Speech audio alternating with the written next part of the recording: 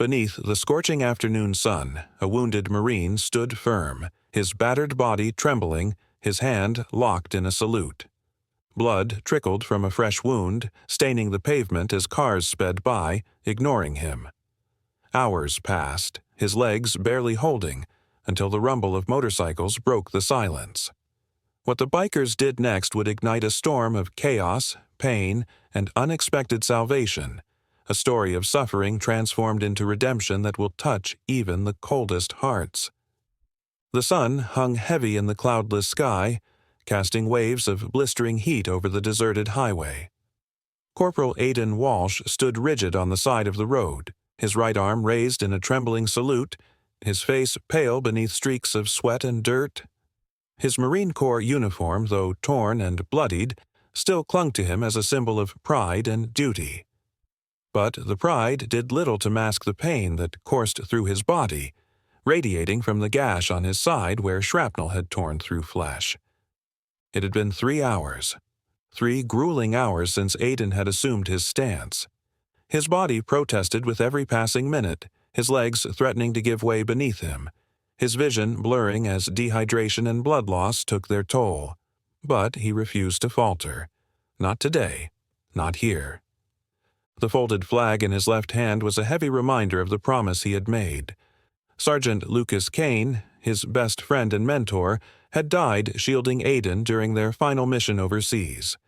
A roadside bomb had taken Lucas, leaving Aiden with nothing but the haunting memory of his friend's last words. "Stand tall, Marine. Always stand tall." And so, here he was, standing tall. Aiden had chosen this desolate highway for a reason. It was the road Lucas had grown up on, the one he'd driven countless times to visit his family before enlisting. It was here that Aiden had decided to honor his friend's memory, holding his salute until sunset, no matter the cost. Cars zipped past him, some slowing momentarily as drivers craned their necks to gawk at the lone figure on the roadside. Most, however, sped by without a second glance, their air-conditioned interiors shielding them from the oppressive heat and the reality of the man before them. Aiden didn't care. This wasn't for them. This was for Lucas. But his resolve was beginning to crack. The pain in his side had become unbearable. The bandages he'd hastily applied earlier now soaked through with blood. His knees buckled momentarily before he forced himself upright again, biting down on the inside of his cheek to stave off the dizziness. He couldn't afford to collapse. Not yet. The sound of tires screeching pulled Aiden from his haze. A black SUV had skidded to a halt a few yards ahead, its driver climbing out in a flurry of panic. A middle-aged man in a crisp white shirt jogged toward Aiden, his face a mixture of concern and confusion. "Hey, are you okay?" the man called out, stopping a few feet away as if unsure how to approach. "You're bleeding. Let me call an ambulance." "No," Aiden croaked, his voice hoarse from hours of silence. "I'm fine." The man hesitated, his eyes darting to the growing stain on Aiden's uniform. "You're not fine. Look, whatever this is, whatever you're doing, it's not worth dying for." "It's not about me," Aiden snapped, though the effort left him swaying on his feet. "It's about him." The man's brow furrowed in confusion, but before he could respond, another car pulled over, followed by a third. Soon, a small crowd had gathered, their murmurs blending into a cacophony that only served to aggravate Aiden's pounding head. "Is he a veteran? Should we call someone? He looks like he's about to pass out." The voices swirled around him, but Aiden ignored them, his gaze fixed on the horizon. The sun was still high, its unforgiving rays beating down on him with relentless intensity. He couldn't let this end here. Not like this. As the minutes dragged on, the crowd grew restless. Some took out their phones, snapping pictures and recording videos, while others attempted to offer water or assistance, all of which Aiden stubbornly refused. His mind was a battleground, torn between the overwhelming urge to collapse and the unyielding promise he'd made to Lucas. Then came the sound that would change everything. A distant rumble, low and steady, growing louder with each passing second. The crowd turned as one, their attention drawn to the horizon where a convoy of motorcycles appeared, their chrome frames glinting in the sunlight. The riders, clad in leather jackets adorned with patches and insignias, moved as a single unit, their presence commanding respect and a hint of unease. The lead biker, a towering man with a thick beard and a weathered face, pulled to a stop directly in front of Aiden. He removed his helmet, revealing sharp blue eyes that seemed to pierce through Aiden's defiance. "You've been at this a while, haven't you?" the man said, his voice gruff but not unkind. Aiden didn't respond, his jaw clenched as he fought to maintain his salute.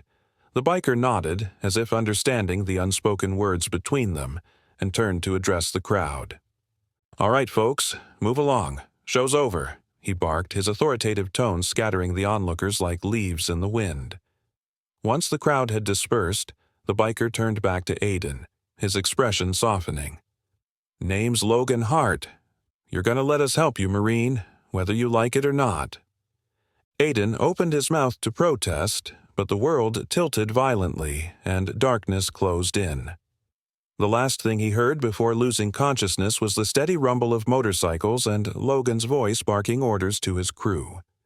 The distant hum of machinery greeted Aiden when he woke, his senses sluggish as though dragging through thick molasses. He blinked against the harsh fluorescent light above him, the sterile scent of disinfectant stinging his nose.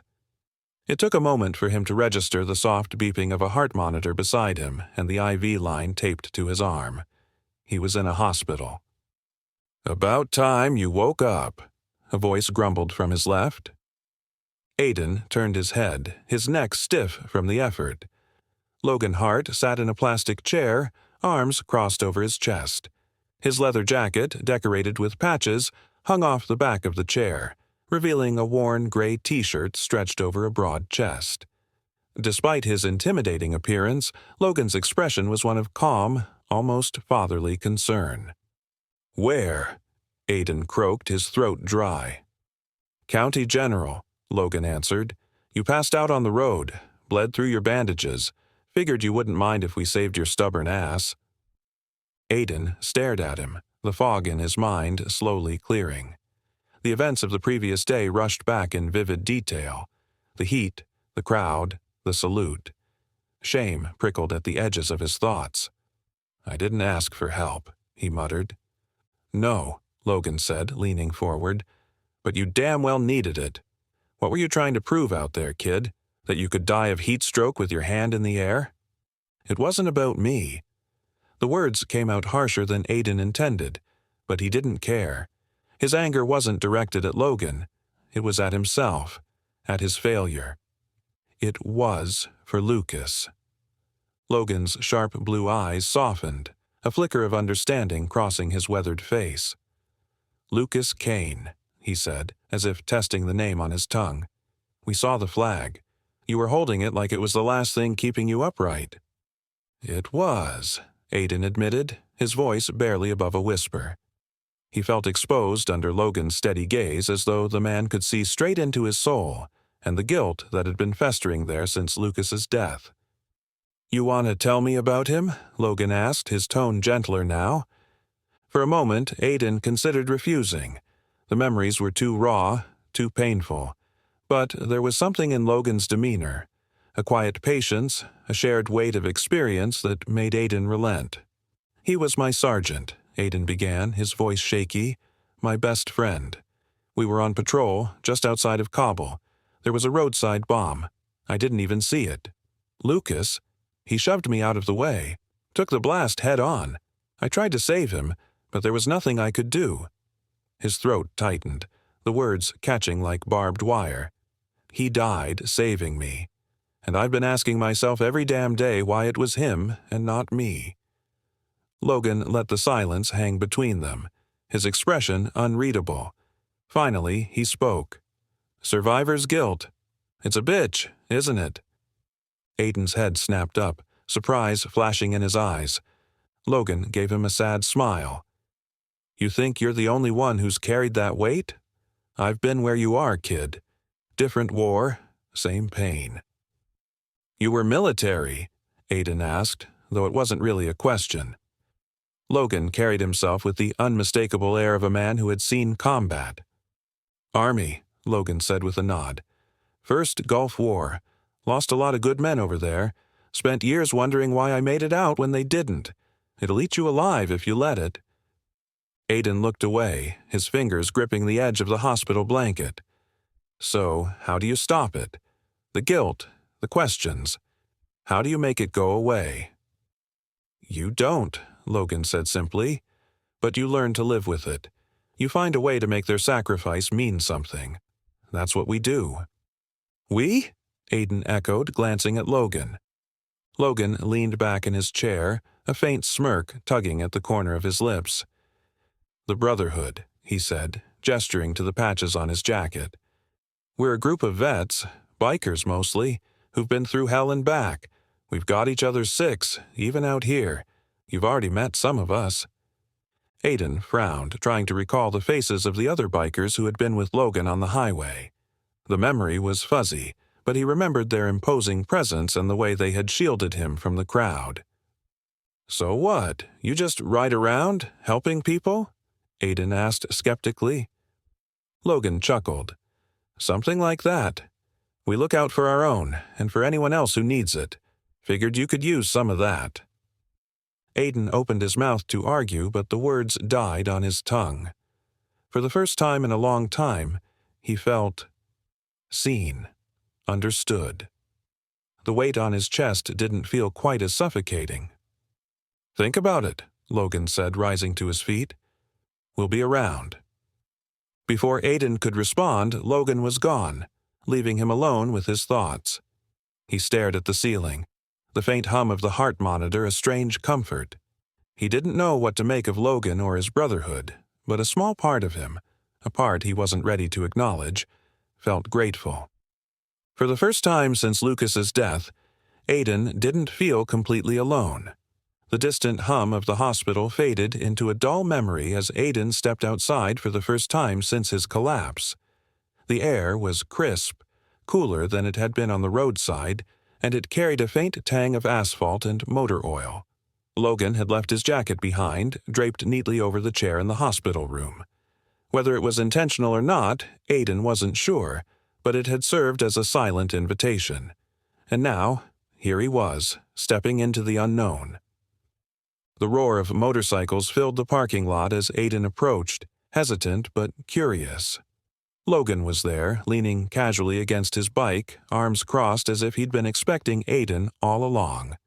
The rest of the bikers, 7 in total, were gathered in a loose circle, their leather jackets adorned with the same patches, a phoenix rising from flames with the words, "The Brotherhood," stitched in bold letters beneath it. "Figured you'd show up," Logan called, a knowing grin tugging at his lips. He pushed off his bike and gestured for Aiden to join them. "Didn't think you'd let me have all the fun." "I didn't say I was joining anything," Aiden said cautiously, his hands shoved deep into his pockets. But there was no denying the pull he felt toward the group, the camaraderie that seemed to radiate from them. It was something he hadn't realized he missed until now. Logan chuckled, unfazed. "You don't have to decide now. Just ride with us. See what we're about." The idea of riding felt foreign to Aiden. He hadn't been on a motorcycle since before his deployment, and even then it had been a fleeting hobby. But as Logan handed him a spare helmet and pointed to a sleek black bike, something in Aiden stirred, a flicker of excitement, of life. The group set off, their engines roaring in unison as they pulled out of the parking lot. The ride was exhilarating, the wind whipping past Aiden's face as the world blurred into streaks of color. For the first time in months, he felt free, untethered from the weight of his grief. They rode for what felt like hours, the city fading into rolling hills and open countryside. The convoy finally came to a stop at an old barn nestled in a clearing, its weathered wood and peeling paint a testament to years of use. Inside, the barn had been transformed into a makeshift clubhouse. Flags from every branch of the military hung from the rafters, alongside photographs, medals, and other mementos of service. It was a shrine to the lives they'd led, a sanctuary for those who had survived. "This is home," Logan said, gesturing to the space. "We call it the Phoenix Den. It's where we gather, plan rides, and help each other through, well, everything." Aiden stepped inside, his eyes scanning the walls. One photograph in particular caught his attention, a black and white shot of a younger Logan in uniform, standing with a group of soldiers in the desert. The camaraderie in their smiles was unmistakable, and Aiden felt a pang of longing for something he thought he'd lost forever. "Every one of us has a story," Logan said, his voice soft. "We've all been where you are, lost, angry, looking for answers. This place gives us a purpose. It's not just about the rides or the brotherhood, it's about finding a way to move forward." The other bikers introduced themselves, each sharing a piece of their story. There was Marcus, a Navy veteran who'd spent years battling addiction before finding solace in the group. Elena, an Air Force pilot who had turned her grief into advocacy for PTSD awareness. And Jack, the quiet one, who had lost his entire unit in a bombing and hadn't spoken much since. Their stories were raw, unfiltered, and deeply personal. Aiden found himself listening intently, their experiences mirroring his own in ways he hadn't expected.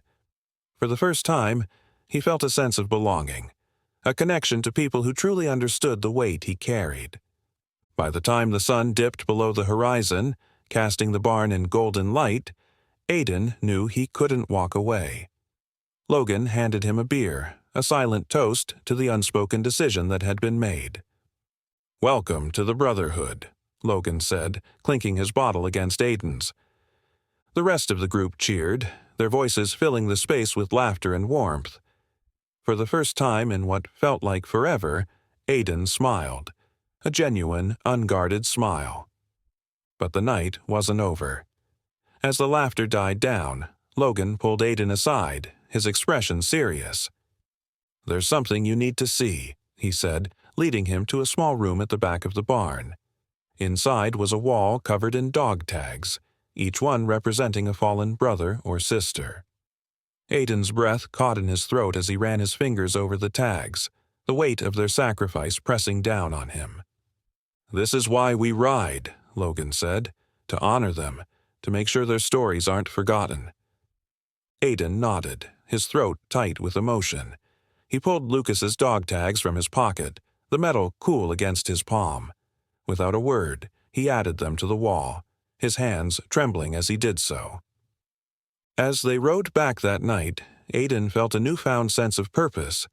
The road stretched out before him, endless and full of possibilities. For the first time, he wasn't running from his past. He was riding toward something greater. The days that followed blurred together in a mix of long rides, late nights at the Phoenix Den, and quiet conversations that lingered long after the bikes had been parked. Aiden found himself slowly settling into the rhythm of the Brotherhood, though he still felt like an outsider at times. The weight of Lucas's death had eased slightly, but the guilt never fully left him, clinging to him like a shadow he couldn't shake.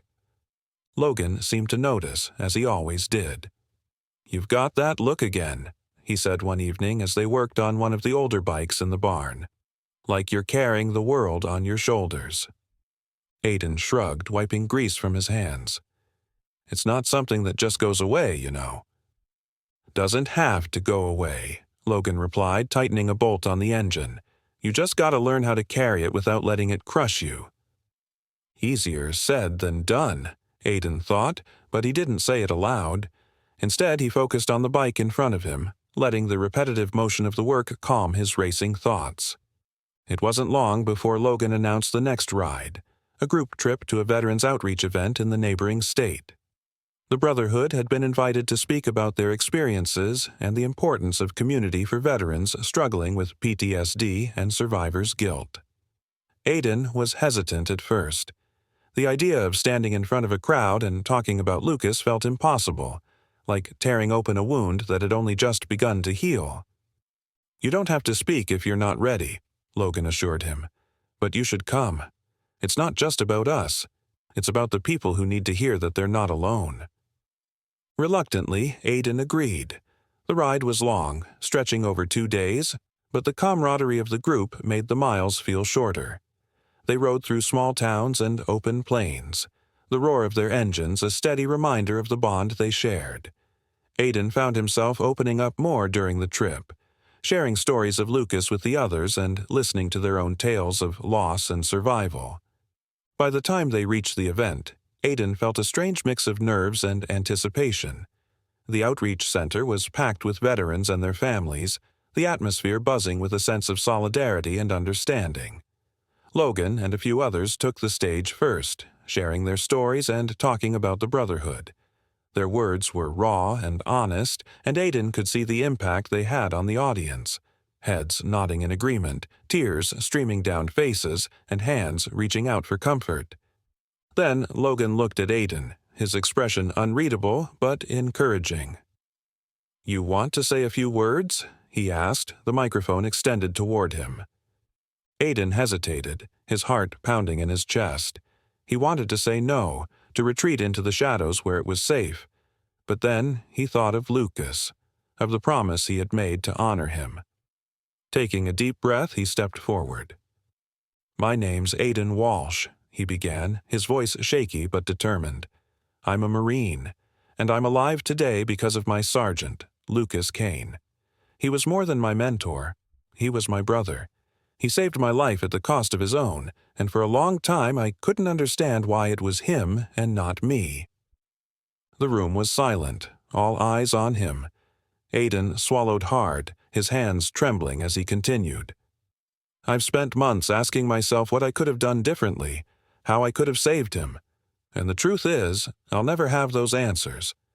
But what I've learned from these guys," he gestured to the Brotherhood, "is that it's not about finding the answers.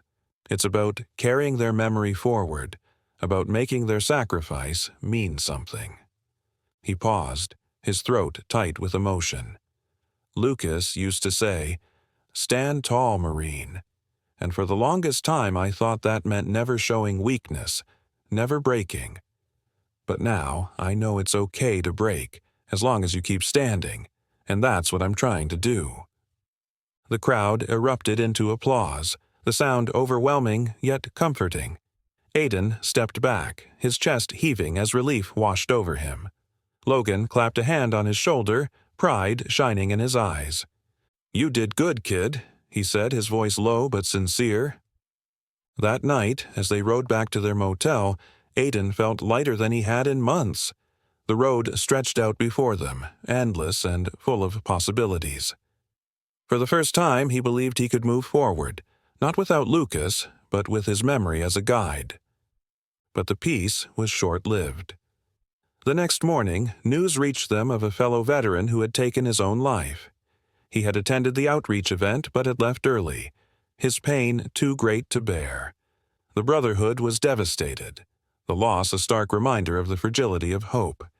"We ride for him," Logan said firmly, his voice steely with resolve. "We ride for all of them." The group set off again, their engines roaring with a mix of anger and determination. Aiden felt the weight of the loss, but he also felt the strength of the Brotherhood around him. They weren't just riding for the fallen, they were riding for the living, for those still fighting their battles. As the miles passed, Aiden found himself thinking of Lucas, of the countless others who had given their lives. He didn't have all the answers, but he knew one thing for certain. He would keep riding. For Lucas, for himself, for all of them. The Brotherhood's ride in memory of the fallen veteran was unlike anything Aiden had experienced before. The convoy grew larger with each passing mile as other bikers and veterans joined them, word of their mission spreading rapidly through the community. By the time they reached their destination, a quiet memorial park on the outskirts of the city, the group had swelled to over 100 riders, their engines roaring like a thunderstorm. As they dismounted, the park fell silent, the weight of their purpose settling over everyone present. Logan took the lead, carrying a wreath to the base of the towering stone monument that stood at the heart of the park. Its surface was etched with the names of soldiers who had given their lives, a solemn reminder of the sacrifices that had been made. "We're here today, not just to honor those we've lost," Logan began, his voice steady and resolute, but to remind ourselves of the responsibility we carry to the living. Our brothers and sisters are still fighting battles we can't always see. It's up to us to make sure they know they're not alone. Aiden stood near the back of the crowd, his hands clenched into fists at his sides. He hadn't expected the emotions that now surged within him. The anger, the sorrow, the guilt. He thought of Lucas, of the veteran who had taken his own life, of all the names engraved on the monument before him. The weight of it was almost too much to bear. As Logan's words echoed through the park, members of the Brotherhood stepped forward one by one to lay tokens at the base of the monument. Dog tags, patches, photographs. Each one carried a story, a piece of someone's life.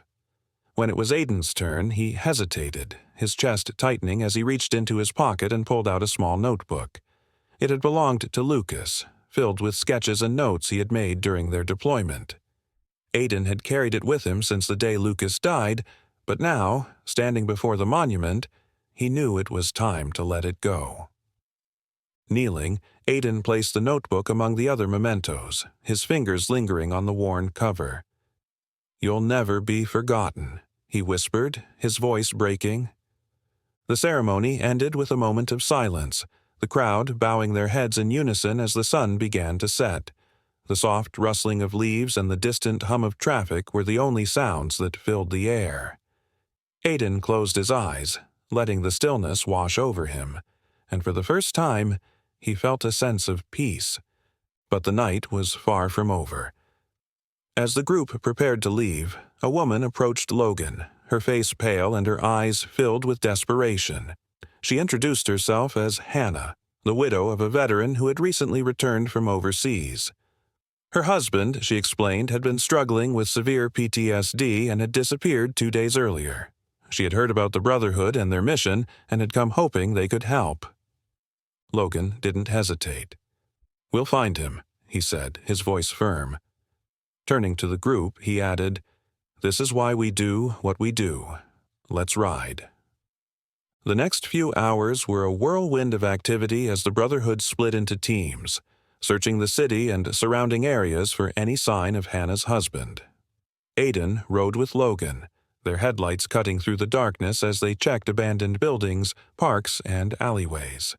The tension was palpable, each passing minute a reminder of how critical their mission was. Finally, just past midnight, they found him. He was sitting on the edge of a bridge, his head bowed and his hands gripping the railing. Logan approached slowly, his voice calm and steady as he called out to the man. "Hey, brother, it's okay. We're here to help." The man looked up, his eyes red and filled with tears. "I can't do this anymore," he choked out. "I can't keep fighting." "You're not alone," Logan said, taking another step forward. "We've all been where you are, but you don't have to face it by yourself. Let us help you." For a moment, it seemed like the man might let go, his grip on the railing tightening. But then he looked at Logan, at the patch on his jacket, and something in his expression softened. Slowly, he released the railing and allowed Logan to help him back onto solid ground. The ride back to the Phoenix Den was silent, the weight of the night settling over the group. Hannah was waiting for them when they arrived, her tears of relief spilling over as she embraced her husband. The Brotherhood stood quietly, giving the couple their space but feeling the impact of what they had accomplished. As the others drifted off to find their own moments of solace, Logan turned to Aiden. "You did good tonight," he said simply. Aiden shook his head. "I didn't do much." "You were here," Logan replied. "Sometimes that's all it takes." Later that night, as Aiden sat alone in the quiet of the barn, he thought about Logan's words. Being there, for Lucas, for the Brotherhood, for himself, wasn't always easy, but it mattered. It was what kept him going, what gave him hope. For the first time, Aiden began to understand that healing wasn't about forgetting the past or erasing the pain. It was about carrying it forward, letting it shape him into someone stronger, someone who could stand tall, not just for himself, but for others. And for the first time, he believed he could. The morning sun broke through the clouds, casting a warm glow over the Phoenix Den. Aiden stood outside, leaning against his bike as the rest of the Brotherhood gathered for their next ride. Today wasn't just another journey. It was something greater, a culmination of everything they had worked for, everything they believed in. Logan approached, his leather jacket adorned with the patch that had come to mean so much to Aiden. "You ready for this?" Logan asked, his voice steady but filled with emotion. Aiden nodded, a small smile tugging at the corners of his mouth. "I think so. It's time." The ride was unlike any other they had done. Veterans from all over the state had joined them, their bikes forming a seemingly endless line that stretched down the highway. Flags waved in the wind, their colors vibrant against the blue sky. It was a ride for redemption, for healing, for remembrance, a way to honor not just the fallen, but those still fighting their battles. As they rode, Aiden felt a sense of unity he had never known before. The roar of the engines was deafening, but it was also comforting, a reminder that he was not alone. Every mile they covered was a step forward, a symbol of resilience and hope. The destination was a sprawling field on the outskirts of the city, where a new memorial was being unveiled. It had been funded and organized by the Brotherhood, a testament to their commitment to their mission. The memorial wasn't just a stone monument. It was a living tribute, surrounded by trees and flowers that represented growth and renewal. When they arrived, the crowd was already gathered, their faces a mixture of solemnity and anticipation. Logan led the group to the front where a podium had been set up. He turned to Aiden, his expression serious. "This is your moment," Logan said. "You've come a long way, kid. Now it's time to stand tall." Aiden's heart pounded as he stepped up to the podium, the weight of the moment pressing down on him. He took a deep breath, his eyes scanning the crowd. Among them, he saw faces that mirrored his own pain, his own struggles, and he knew that this wasn't just about him. It was about all of them. "Thank you for being here today," Aiden began, his voice steady despite the emotions swirling within him. "When I first joined the Brotherhood, I was lost. I didn't know how to move forward, how to live with the pain and the guilt. But being here, with these men and women, has taught me that healing doesn't mean forgetting. It means remembering, honoring, and carrying their legacy forward." He paused, his gaze falling on the memorial behind him. "This isn't just a place to mourn. It's a place to find strength, to remember that we're not alone, that even in our darkest moments there's always someone willing to stand beside us." He took a moment to let his words settle, the silence of the crowd heavy yet comforting. "I've learned that it's okay to struggle, to feel broken. But what matters is that we keep going. We stand tall, not just for ourselves, but for the ones who can't, for the ones who gave everything." The crowd erupted into applause, their cheers filling the air. Aiden stepped back, his chest heaving as relief and pride washed over him. Logan clapped him on the shoulder, a rare smile breaking through his usually stoic demeanor. "You did good," Logan said simply. The ceremony continued, with veterans and family members sharing their stories, their voices weaving together a tapestry of resilience and hope. Aiden listened, his heart swelling with gratitude and determination. He knew that this was just the beginning, that there were still battles to fight, still lives to save. But for the first time, he felt ready. As the sun began to set, casting a golden glow over the field, Logan called the Brotherhood together for one final act. Aiden followed him to a smaller section of the memorial, a wall engraved with the names of soldiers lost to suicide.